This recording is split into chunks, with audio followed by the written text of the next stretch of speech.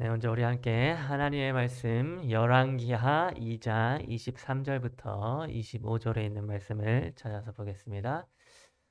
열왕기하 2장 23절부터 25절에 있는 말씀입니다. 말씀이 좀 길기 때문에 제가 혼자서 읽도록 하겠습니다. 열왕기하 2장 23절부터 25절에 있는 말씀입니다. 엘리사가 거기서 베델로 올라가더니 그가 길에서 올라갈 때에 작은 아이들이 성읍에서 나와 그를 조롱하여 이르되 대머리여 올라가라 대머리여 올라가라 하는지라. 엘리사가 뒤로 돌이켜 그들을 보고 여호와의 이름으로 저주하매 곧 수풀에서 암곰 둘이 나와서 아이들 중에 42명을 찢었더라. 엘리사가 거기서부터 갈멜산으로 가고 거기서 사마리아로 돌아왔더라. 네, 오늘 저는 여러분과 함께 복음 곰이라고 하는 제목으로 말씀을 나누도록 하겠습니다. 여러분 여기 사진에 나와 있는 이 곰이라고 하는 동물은 뭐 우리가 언뜻 보기에는 굉장히 귀여워 보일 때도 있고 여기 오른쪽에 있는 이 그림처럼 이 곰돌이 푸라고 하는 캐릭터죠. 이 귀여운 만화 캐릭터가 있을 정도로 조금은 곰이라는 동물은 우리에게 친숙한 동물인지도 모르겠습니다. 그런데 사실 이 곰이라고 하는 동물은 굉장히 무서운 동물입니다. 곰이 이 앞발을 이렇게 탁 휘두르면 그 휘두른 힘이 거의 2톤에서 3톤 정도의 힘이 실려 있다고 하는데 그 정도의 힘이면 이 앞발에 스치기만 해도 사람의 가죽이 다 벗겨질 수 있는 정도의 그 힘이라고 합니다. 그래서 여러분 옛날 말에 이런 말이 있죠. 곰을 만나면 어떻게 하라고요? 예, 죽은 척을 하면 살 수 있다. 뭐 이런 말이 있습니다. 그런데 여러분 만약에 우리가 실제로 곰을 만났을 때 죽은 척을 하게 되면 여러분 어떻게 될까요? 여러분이 산에서 혹시 나무를 캐다가 곰을 만나게 되었습니다. 뭐 그럴 일이 우리나라에 거의 없겠지만 곰을 만났습니다. 그래서 살기 위하여 죽은 척을 하고 또 숨을 딱 참으면서 그렇게 죽은 척을 했습니다. 여러분 어떻게 될까요?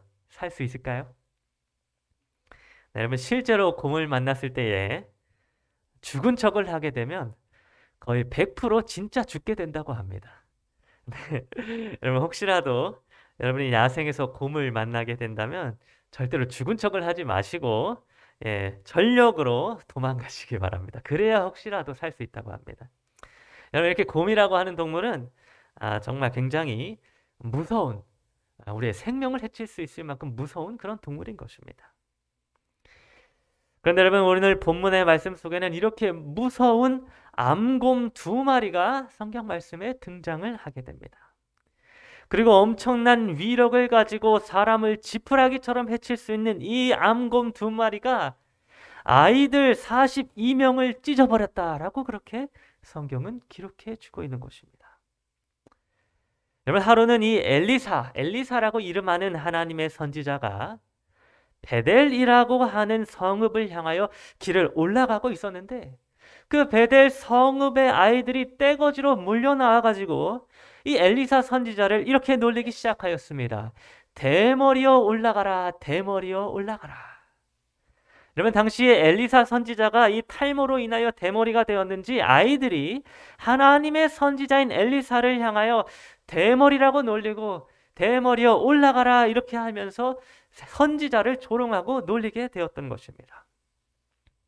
그런데 여러분 이 다음에 나오는 하나님의 반응은 우리가 알고 있는 일반적인 특별히 신약에 나타나 있는 사랑의 하나님의 모습과는 전혀 일치하지 않는 정말 무자비한 하나님의 모습을 나타내주고 있습니다.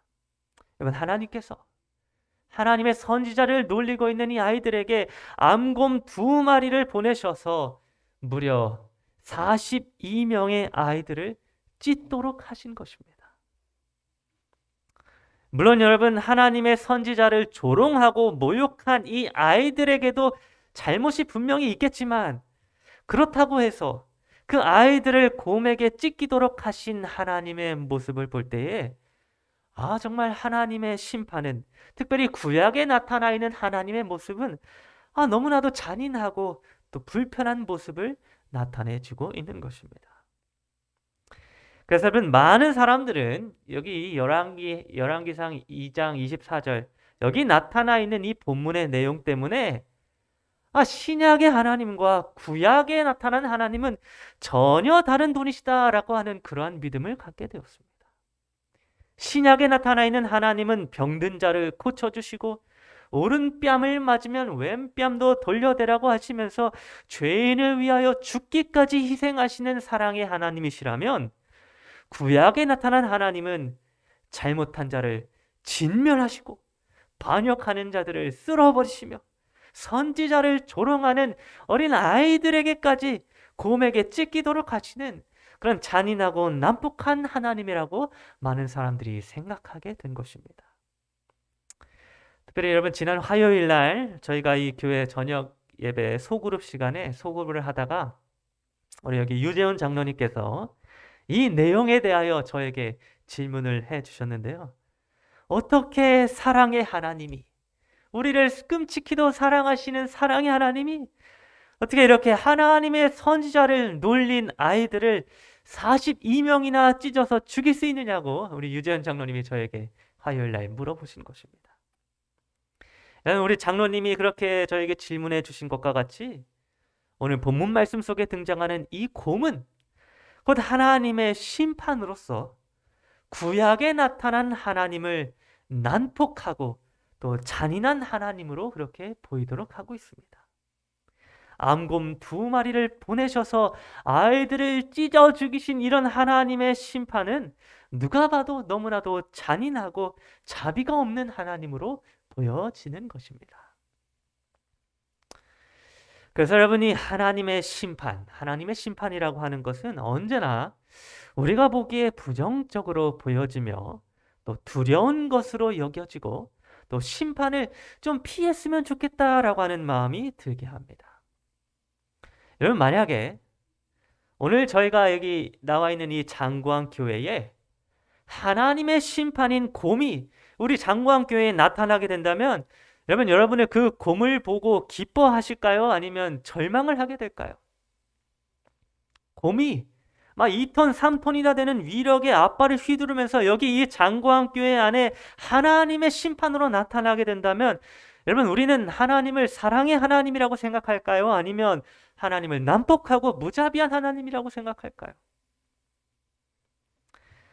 여러분, 하나님의 심판에 대한 우리의 생각은 하나님의 심판, 곧 오늘 본문 가운데 등장한 이 곰에 대한 우리들의 생각은 아마 대부분 두려움일 것이고 또 그 심판이 나에게 제발 닥치지 않고 피해가길 바라는 그러한 마음일 것입니다.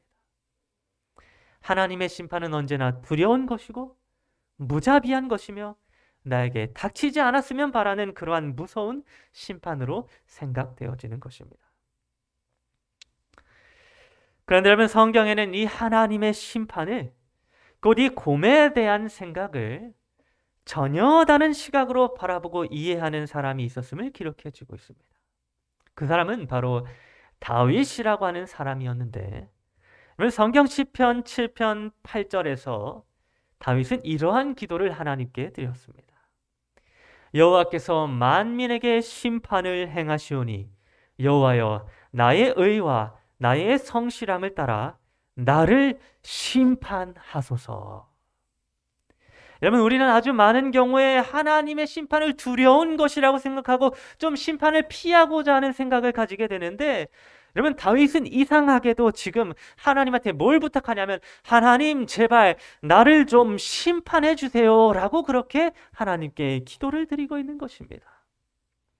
또 시편 35편 24절에는 여호와여, 나의 하나님이여, 주의 공의대로 나를 판단하사 그들이 나로 말미암아 기뻐하지 못하게 하소서라고 하는 말씀이 있습니다. 여기에 나오는 이 판단이라고 하는 말은 심판이라고 하는 말과 똑같은 말입니다. 그러므로 지금 다윗은 하나님께 뭘 부탁을 하고 있는가 하면 하나님, 나에게 심판을 내려달라 주세요라고 그렇게 부탁을 하고 있는 것입니다. 하나님의 심판, 곧 곰을 나에게 보내주세요라고 지금 다윗이 부르짖고 있다는 것입니다. 여러분, 어쩌면 이러한 다윗의 모습은 좀 미친 사람처럼 보이기도 합니다. 자신에게 하나님의 심판을 내려달라고 하고 자신에게 무서운 곰을 보내달라고 하는 이 다윗의 모습은 하나님의 심판을 두려워하고 곰을 무서워하는 사람들에게는 이해가 되지 않는 그런 모습인 것입니다.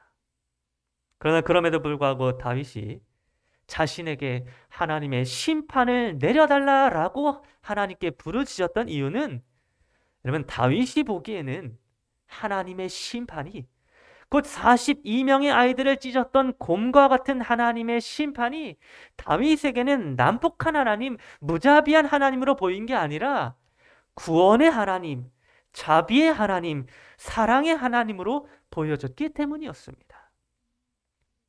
여러분, 다윗의 눈에는 42명의 아이들을 찢었던 곰의 모습 속에서 난폭한 하나님이 아니라 사랑의 하나님이 비쳐 보였다는 것입니다. 그렇다면 여러분, 오늘날 우리들의 눈에도 하나님의 심판이, 그 42명의 아이들을 찢었던 이 곰, 이 난폭하고 무자비한 곰의 심판이 자비롭고 은혜로운 심판으로 비춰져야 할 것입니다. 구약 성경에 나와 있는 이 난폭하고 자비가 없는 하나님의 심판이 우리에게 자비롭고 은혜로운 사랑의 하나님의 모습으로 보여져야 한다는 것입니다. 그렇다면 여러분, 도대체 어떻게 하면 다윗처럼 하나님의 심판을 두렵고 무서운 것으로 보는 것이 아니라 하나님의 심판을 사랑과 자비와 은혜로 우리가 바라볼 수 있을까요? 여러분, 우리가 다시 처음에 살펴봤던 본문으로 돌아가서 본문의 내용을 한번 자세히 살펴보도록 하겠습니다. 여러분, 먼저 열왕기하 2장 23절부터 25절 오늘의 본문 말씀 속에서 엘리사 선지자가 길을 걸어가면서 올라가고 있었던 그 장소는 어디였는가 하면 바로 베델이라고 하는 장소였습니다. 여러분, 이 베델이라고 하는 성읍의 이름은 어떤 뜻을 가지고 있냐면 하나님의 집이라고 하는 뜻을 가지고 있습니다.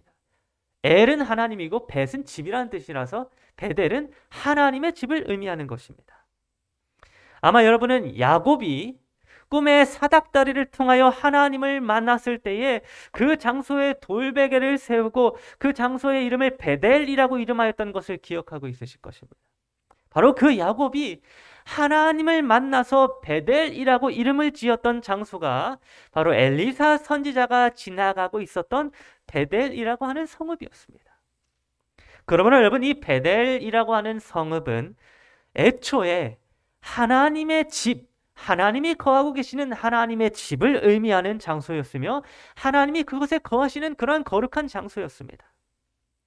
그런데 이 하나님의 집이었던 베델이라고 하는 성읍이 시간이 흘러서 엘리사 선지자가 활동하고 있던 당시 시대에는 더 이상 하나님의 집이 아니라 우상의 집으로 바뀌어 버렸습니다. 어느새 하나님의 집이었던 베델이 우상 숭배지의 근원지가 되어버렸다고 하는 것입니다. 그리고 이 베델에서는 우상 숭배를 통하여 생계를 유지하던 사람들이 많이 있었습니다. 우상을 사고 팔고 우상에게 제물을 바치고 또 제사를 드리는 그러한 일들을 통하여 돈을 벌고 생계를 유지하던 사람들이 이 베델, 하나님의 집, 이 성읍에 많이 있었다고 하는 것입니다. 그런데 여러분, 그렇게 우상 숭배를 통하여 생계를 유지하던 사람들이 바로 엘리사를 향하여 대머리라고 놀리고 대머리여 올라가라라고 조롱하던 바로 그 청년들이었습니다.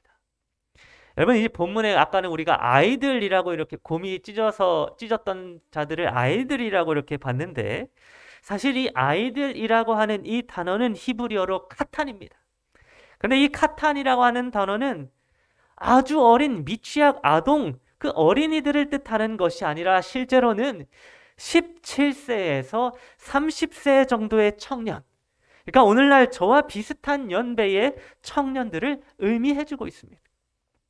그러면 여러분, 사실 엘리사 선지자를 향하여 대머리여 올라가라 라고 조롱하였던 이 아이들은 사실 아주 어린 미취학 아동이 아니라 저와 비슷한 연배의 건장한 청년들이었던 것입니다. 그리고 이 청년들은 모두 다 하나같이 뭘 하던 사람들이었는가 하면 우상 숭배를 통하여 생계, 돈을 벌어서 먹고 살았던 그러한 청년들이었습니다. 그래서 이 건장한 청년들은 떼거지로 몰려 나와서 하나님의 선지자였던 엘리사를 둘러싸고 조롱하며 모욕하고 위협을 가하기 시작하였습니다. 성경에 곰이 아이들 중에 42명을 찢었더라 라고 하는 이 기록을 보면서 우리는 뭘 알 수 있는가 하면 아마도 실제로는 50명이 훨씬 넘는, 거의 100명이 넘을 수도 있는 수많은 숫자의 청년들이 엘리사를 둘러싸고 위협을 가하였을 것으로 확인할 수 있습니다. 그런데 여러분, 그렇게 많은 100여 명이 넘는 그런 청년들이 엘리사에게 위협을 가하였던 그 이유가 무엇이었는가 하면 바로 엘리사 선지자를 베델 성읍으로부터 쫓아내거나 엘리사 선지자를 죽임으로써 우상 숭배를 하는 그들의 생계를 계속해서 유지하기 위함이었습니다. 여러분, 어떤 일이 있었는가 하면 엘리사의 선배였던, 엘리사 선지자의 선배였던 누구입니까? 엘리사 선지자의 선배?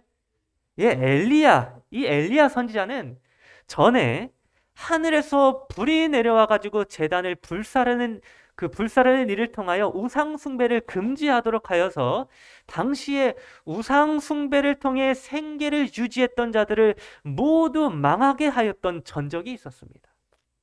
그래야 이 우상 숭배를 통하여 생계를 유지하던 청년들은 이러한 일들이 엘리야 선지자의 제자였던 엘리사 선지자를 통하여 또다시 한 번 더 일어나지 않을 수 있도록 하기 위하여 지금 엘리사 선지자를 모욕하고 조롱하며 위협하여서 또 죽이고자 하여서 그를 쫓아내려고 하였던 것입니다. 베델의 성읍에서 우상 숭배를 통해 생계를 유지하던 자들이 자신들의 직장을 빼앗기지 않기 위하여 지금 엘리사 선지자에게, 아무 짓도 하지 않은 엘리사 선지자에게 위협을 가하고 죽이려고 하였던 것입니다. 여러분, 그래야 이때 엘리사 선지자는 수십 명 혹은 수백 명의 청년들에게 둘러싸여서 큰 위협을 당하게 되었습니다. 이때 그 어느 누구도 엘리사 선지자의 편이 되어주는 사람이 없었으며 그 누구도 엘리사 선지자를 도와줄 사람이 없었습니다. 하나님의 선지자를 지켜주고 보호해 줄 수 있는 사람이 아무도 없었던 것입니다. 엘리사는 청년들에게 대항할 힘도 없었고 그들에게 달아날 빠른 발도 없었습니다. 엘리사는 그저 수많은 청년들의 위협 가운데에서 아무런 힘도 없이 죽음의 두려움 가운데에 떨고 있었던 것입니다. 그런데 엘리사 선지자가 그렇게 큰 위기에 처하게 되었을 때 하나님께서는 암곰 2마리를 그곳에 보내주셨습니다.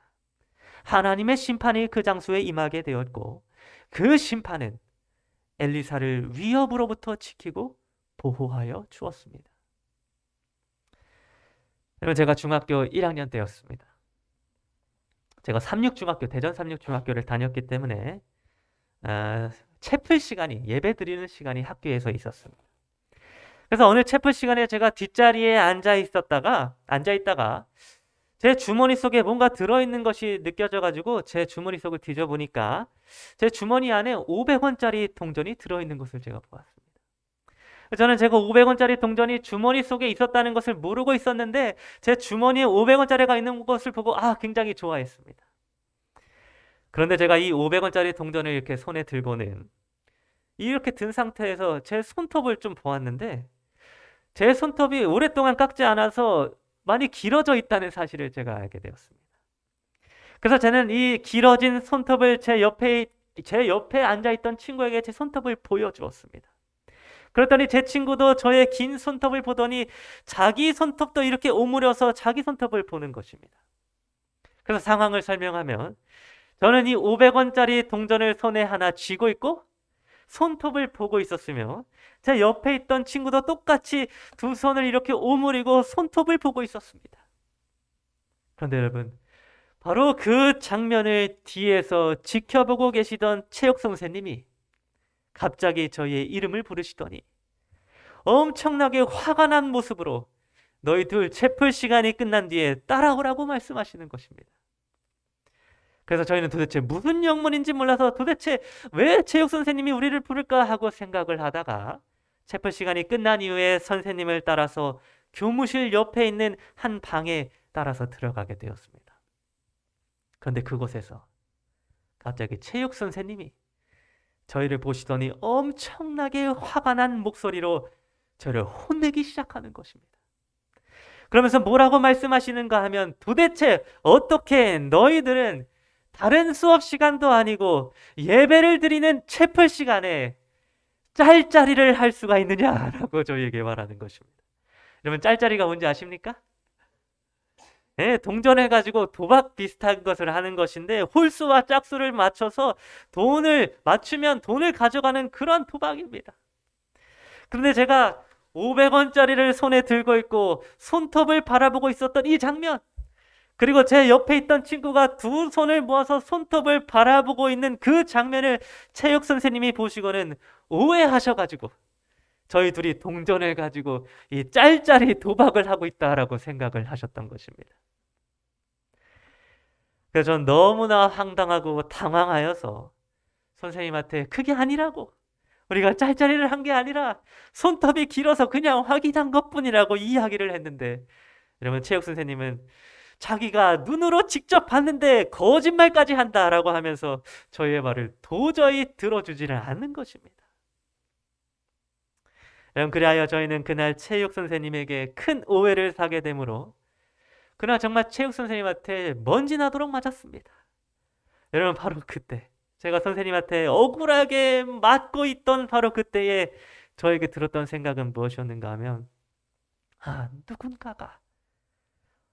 누군가가 이 나의 억울함을 풀어줄 수 있는 사람이 있다면 얼마나 좋을까라고 하는 생각이었습니다. 누군가가 내가 짤짤이를 한 게 아니라 그냥 손톱을 확인할 뿐이다 라고 하는 것을 증명해 줄 사람이 있다면 얼마나 좋을까?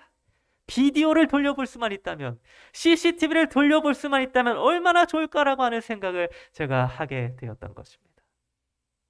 여러분 그때 저에게 필요한 것이 무엇이었는가 하면 바로 저의 무고함을 증명해 줄 CCTV가 필요했으며, 저를 죄인이 아니라고 선언해 줄 하나님의 심판이 필요했으며, 저를 폭력으로부터 구원해 줄 하나님의 곰이 저에게 필요했던 것입니다. 여러분 하나님은 엘리사 선지자에게 저에게 필요했던 이 하나님의 심판을 베풀어 주셨습니다. 엘리사 선지자가 죽을 위기에 처해 있었을 때에, 그를 보호해 줄 것이 아무것도 없었을 때에 하나님의 심판이 엘리사 선지자를 사망으로부터 구원해 주었던 것입니다. 하나님의 심판이, 곰이 엘리사 선지자를 지켜주고 보호해 주었던 것입니다. 여러분 하나님의 심판의 성격은 의인을 보호해 주고 사망으로부터 구원해 주는 것입니다. 사람들은 이 곰을 보고 하나님의 심판을 보고 난폭하다고 하며 잔인하다고 말하지만 사실 이 곰은 하나님의 자비하심과 하나님의 선하심을 나타내주며 구원을 베풀어주는 복음 곰이었던 것입니다. 특별히 하나만 더 살펴보자면 열왕기하 2장 24절에서 암곰 둘이 나와서 아이들 중에 42명을 찢었더라 라고 하는 이 성경절은 사실은 곰이 아이들을 찢어서 죽였다라고 하는 의미가 아닙니다. 여러분 우리는 이 성경절을 보면서 곰이 아이들을 찢어서 죽여버렸다, 너무 잔인하다라고 그렇게 이해를 하게 되는데, 여러분 사실 성경을 자세히 살펴보면 곰은 아이들을 죽이지 아니하였습니다. 왜냐하면 이보다 조금 앞에 기록되어져 있는 열왕기 상에서는 사자가 사람을 물어서 찢어 죽였을 때, 그 죽였을 상황에는 본문에서 찢었다는 표현과 함께 항상 죽였다라고 하는 표현이 정확하게 같이 기록되어져 있기 때문입니다. 그래서 여러분 열왕기상 13장 24절은 이렇게 기록하고 있습니다. 사자가 길에서 만나 그를 만나 물어 죽임에 그의 시체가 길에 버린 바 되니. 똑같은 상황입니다. 근데 이렇게 열왕기상에서는 동물이 사람을 물어서 실제로 사람이 죽었을 때에는 사람을 죽게 했다는 기록이 분명하게 기록되어져 있는 것입니다. 또 열왕기상 20장 46절도 이렇게 기록합니다. 사자가 그를 만나 죽였더라. 즉 여러분, 열왕기의 내용을 기록한 성경의 기자는 사람이 동물을 만나서 그 동물에 의하여 확실하게 죽임을 당하였으면 아주 분명하게도 사람이 죽임을 당하였다라고 성경에 분명하게 함께 기록해주고 있는 것입니다. 그런데 오늘의 본문인 열왕기하 2장 24절의 기록 속에는 곰이 아이들 중에 42명을 찢어서 죽였더라라는 기록이 없고 그저 찢었더라라고 하는 표현만 기록되어져 있는 것입니다. 그러면 여러분, 이 본문은 곰이 그 청년들에게 피해를 입히고 상처를 입히기는 하였지만 그들을 죽게 하지는 않았다라고 하는 사실을 알 수 있습니다. 다시 말해서 이 암곰 2마리는 청년들을 죽이지 않은 것입니다. 그래서 여러분, 엘렌 G 화이트의 기록인 선지자의 왕에서도 곰이 그 아이들을 죽였다라고 하는 표현은 전혀 찾아볼 수가 없었습니다. 여러분, 여기 이 그림을 보면은 곰이 아이들을 막 찢어서 죽이고 무자비하게 막 핥혀가지고 뼈가 다 드러나도록 잡아먹고 있는 그런 모습이 그려져 있지만 사실 이 엘리사를 대머리라고 모욕했던 청년들은 곰에게 찢겨서 피해를 당하고 상처를 입기는 입었지만 그들은 죽지 않았으며 그들은 오히려 우상 숭배하던 습관들로부터 벗어나 하나님을 다시 섬길 수 있는 놀라운 기회를 얻게 되었던 것입니다. 여러분, 곰, 곧 하나님의 심판은 두렵고 난폭하고 무자비한 것이 아니라 선하시고 의로우시며 우리를 구원해 주시는 하나님의 놀라운 사랑을 나타내 주고 있습니다. 여러분, 때로는 하나님의 모습이 우리에게 두렵고 난폭하고 무자비하게 보이기도 합니다. 이 땅에 지진과 기근을 일으키시고 죄를 지은 자에게 벌을 주시며 악한 자가 세상에서 성공하게 하시고 선한 자를 망하게 하시며 우리의 간절한 기도에 응답해 주시지 않으시며 믿는 자에게 더욱더 가혹한 시련을 허락하시는 하나님의 모습 속에서 우리는 때때로 하나님이 사랑이시라는 모습보다는 하나님의 무자비하심과 하나님의 침묵하심을 경험할 때도 있는 것입니다.